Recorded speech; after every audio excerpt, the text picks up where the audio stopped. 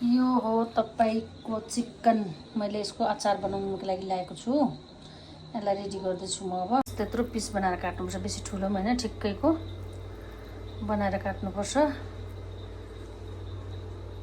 Marinate गर्नुपर्छ। यसलाई नुन हाल्नुहोस् स्वाद अनुसार, हाल्नुहोस् रेड चिल्ली पाउडर हाल्दिनुहोस् अलिअलि। यसलाई म्यारिनेट गरेर एकछिन राखिदिनुहोस्।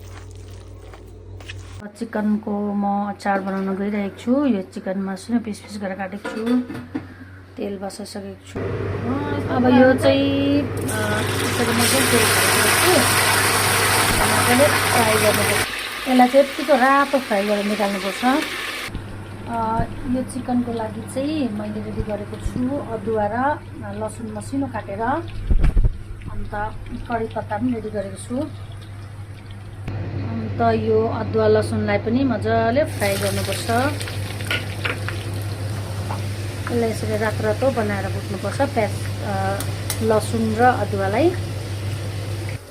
यो चाहिँ हो कडी पत्ता, यसलाई मिठो निम पनि भन्छ। अब यसलाई पनि यो चाहिँ मोटामोटी भइसकेको छ। अब यसमा तिल हाल्नु बाँकी छ, तिल म भुटेर पिस्छु। यो चाहिँ मोटामोटी रेडी भइसकेको छ। अब म यो तिललाई भुट्छु।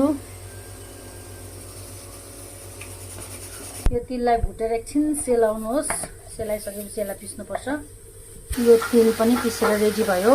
अब म यसलाई यसमा हाल्छु, यो चिकनको यसमा। अब अघि जुन चाहिँ चिकन फ्राई गरेर उब्रेको तेल थियो त्यसमा अलिकति मेथी हालिदिनुहोस् र पकाउनुहोस्। त्यहाँदेखि यसलाई निकालेर यसमा हालिदिनुहोस्, यो चिकनको यसमा।